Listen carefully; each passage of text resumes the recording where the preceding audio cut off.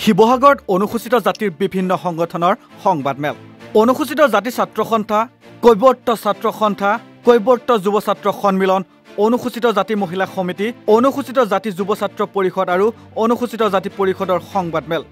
অনুসূচিত জাতিৰ অধীনস্থ শিৱসাগৰ জিলাৰ বিভিন্ন মিলমহল মিচিং স্বায়ত্ত পৰিষদে অবৈধভাৱে কাহিনীয়া ব্যৱস্থাৰ বিৰুদ্ধে এই সংবাদমেল উল্লেখযোগ্য যে বিগত দিনত শিৱসাগৰ জিলাৰ লগতে অসমৰ বিভিন্ন প্ৰান্তত অনুসূচিত জাতি অধ্যুষিত অঞ্চলত অৱস্থিত মিলমহলসমূহ অনুসূচিত জাতিৰ লোকে আৰ্থিক আয়ৰ বাবে ভোগ দখল কৰি আহিছিল কিন্তু বিগত কিছুদিনৰ পৰা মিচিং স্বায়ত্তশাসন পৰিষদে চৰকাৰী পৃষ্ঠপোষকতাত অনুসূচিত জাতি লোকৰ পৰা এই মিলমহলসমূহ কাহিনীয়াৰ ব্যৱস্থা হাতত লৈছে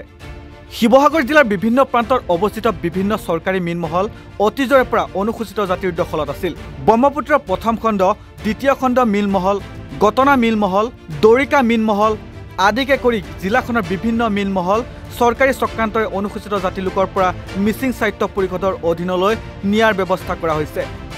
আনহাতে এই চক্ৰান্তৰ আঁৰত অসম চৰকাৰৰ কেবিনেট মন্ত্ৰী তথা শিৱসাগৰ জিলাৰ অভিভাৱক মন্ত্ৰী ৰণোজ পেগু প্ৰত্যক্ষভাৱে জড়িত থকাৰ অভিযোগ আনিছে অনুসূচিত জাতি ছাত্ৰ সন্থাৰ সম্পাদক পৰাগজ্যোতি দাসে বিগত সময়খিনিত মিলমহলসমূহৰ বিষয়ে স্পষ্টকৈ উল্লেখ কৰিছিলোঁ কোনকেইখন মিলমহল তথাপিও আজি পুনৰবাৰ দোহাৰি কওঁ যে ব্ৰহ্মপুত্ৰ প্ৰথম খণ্ড মিলমহল ব্ৰহ্মপুত্ৰ দ্বিতীয় খণ্ড মিলমহল তৃতীয় খণ্ড দৰিকা মিলমহল তেলিয়াডুঙা কৃষ্ণচিগাকুৰ মিলমহল মৰিদিচাং মিলমহল আৰু জালটোপ নলা মিলমহল এই আটাইকেইটা মিলমহল গটঙা মিলমহল শিঙৰিজান মিলমহল এই আটাইকেইটা মিলমহল আচলতে আমাৰ অনুসূচিত জাতিৰ অধ্যুষিত এলেকাত থকাৰ উপৰিও অনুসূচিত জাতিৰ লোকসকলে ইতিমধ্যে মানে বন্দোবস্তি পায় ম্যাদ তেওঁলোকৰ বাহাল আছে তেওঁলোকে অসম চৰকাৰক ইতিমধ্যে কৰ দি আছে আৰু এই মিলমহল কেইটাকে কি কৰিছে এই যিসকল আচলতে দুষ্ট চক্ৰ মই দুষ্ট চক্ৰ বুলি উল্লেখ কৰিছোঁ মিচিং স্বায়ত্ত পৰিষদক মিচিং স্বায়ত্ত পৰিষদে এই মিলমহলসমূহ যিসমূহ ইতিমধ্যে হাজাৰ হাজাৰ পৰিয়াল আচলতে ভোগ দখল কৰি আছে সেইসমূহ কাঢ়িব বিচাৰিছে আৰু ইয়াতকৈ দুখ লগা কথাটো হ'ল কি কেৱল শিৱসাগৰতে এনেকুৱা ঘটনা সংঘটিত হৈছে তেনেকুৱা নহয় অসমৰ বিভিন্ন ঠাইত আমাৰ হাতলৈ গহপুৰৰ পৰা খবৰ আহিছে আমাৰ হাতলৈ ধেমাজিৰ পৰা খবৰ আহিছে আমাৰ হাতলৈ ডিব্ৰুগড়ৰ পৰা খবৰ আহিছে দেৰগাঁৱৰ পৰা খবৰ আহিছে যোৰহাটৰ পৰা খবৰ আহিছে অসমৰ বিভিন্ন ঠাইত কিন্তু এই মিচিং স্বায়ত্ত পৰিষদে এনেকুৱা ধৰণৰ কাৰ্যসূচী কৰিছে আৰু কাৰ ছত্ৰছায়াত কৰিছে সেই কথাটো আমি ইতিমধ্যে জানিব পাৰিছোঁ আমাৰ হাতলৈ তথ্য আহিলেই কিন্তু সেই বিশেষ যিটো আচলতে চৰকাৰৰ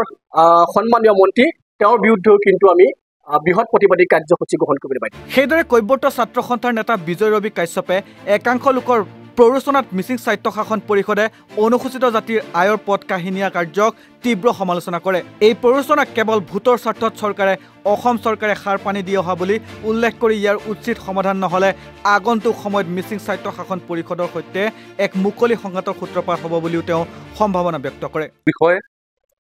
সমগ্ৰ অসমৰ কথা যদি আমি কওঁ অসমত থকা কৈৱৰ্ত জনগোষ্ঠীৰ ওপৰত শেহতীয়াকৈ মিচিং স্বায়ত্তশাসিত পৰিষদে এটা আগ্ৰাসনী ৰূপ লৈছে যাৰ আমি তীব্ৰ বিৰোধিতা কৰিছোঁ যিহেতু মিচিং স্বায়ত্তশাসিত পৰিষদে কৈৱৰ্ত জনগোষ্ঠীৰ হাতে মৰা ষড়যন্ত্ৰ ৰচনা কৰিছে ইতিমধ্যে কৈছে তথাপি মই পুনৰ দোহাৰিছোঁ গতিকে আমি আশা কৰিছোঁ অসমৰ মাননীয় হিমন্ত বিশ্ব শৰ্মা ডাঙৰীয়ালৈ MSCক মিচিং স্বায়ত্তশাসিত পৰিষদক নাকি লগাওক মিচিং স্বায়ত্তশাসিত পৰিষদ এনে এখন পৰিষদ যি পৰিষদে নিজৰ স্ব ইচ্ছাৰে কাম কৰে অসম চৰকাৰৰ ভাৰতৰ সংবিধান নামনা ভাৰতৰ কোনো নীতি নিয়ম নামনা অসম চৰকাৰ প্ৰদত্ত মিচিং স্বায়ত্তশাসিত পৰিষদে নিজৰ স্ব ইচ্ছাৰে কাম কৰে ইতিমধ্যে উল্লেখ কৰিছোঁ আমি যে অসম চৰকাৰে আবণ্টন দিয়া মিলমহলৰ ওপৰত মিচিং স্বায়ত্তশাসিত পৰিষদে পুনৰবাৰ তেওঁলোকে আবণ্টন দিয়ে এটা আগ্ৰাসনী ৰূপ লৈছে ইয়াৰ আমি বিৰোধ কৰিছোঁ প্ৰতিবাদ কৰিছোঁ কিন্তু ইয়াৰ কোনো ফল নোলায় আমি ভাবোঁ যি ৰাজনৈতিক যি সিদ্ধি সেই সিদ্ধি নষ্ট হোৱাৰ ভয়ত ভোট বেংক নষ্ট হোৱাৰ ভয়ত অসম চৰকাৰে ইয়াৰ ওপৰত মাত নামাতে যিহেতু অনুসূচিত জাতিৰ বহুকেইটা সংগঠনে এই মিচিং স্বায়ত্তশাসিত পৰিষদৰ যি আগ্ৰাসী ৰূপ মিলমহলৰ ওপৰত আগ্ৰাসী ৰূপ তাৰ ওপৰত বিৰোধ কৰিছে প্ৰতিবাদ কৰিছে স্মাৰক পত্ৰ প্ৰদান কৰিছে তাৰ পিছতো কিন্তু গা নলৰে ই এটা আচৰিত শক্তি মিচিং স্বায়ত্তশাসিত পৰিষদৰ ওচৰত কি এনে শক্তি আছে যি বলিয়ান হৈ পৰিছে তেওঁলোকে কোনো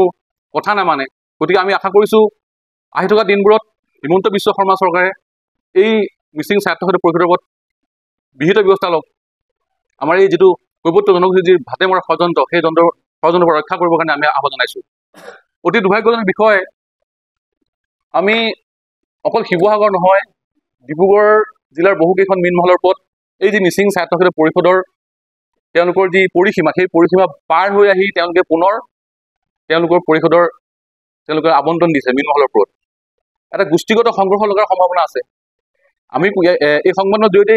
স্পষ্ট কৰিছোঁ আমি মিচিং জনগোষ্ঠীৰ ওপৰত আমাৰ কোনো বিদ্বেষ নাই অসন্তুষ্টি নাই আমাৰ অসন্তুষ্টি আছে MSCৰ ওপৰত MSCৰ যি প্ৰক্ৰিয়া তাৰ ওপৰত আমাৰ অসন্তুষ্টি আছে তেওঁলোকে আনৰ ভাত কাঢ়ি আনি নিজেই পেট ভৰাবৰ কাৰণে যি ব্যৱস্থা কৰিছে সেই ব্যৱস্থাৰ ওপৰত আমাৰ আপত্তি আছে অসন্তুষ্টি আছে বিৰোধ আছে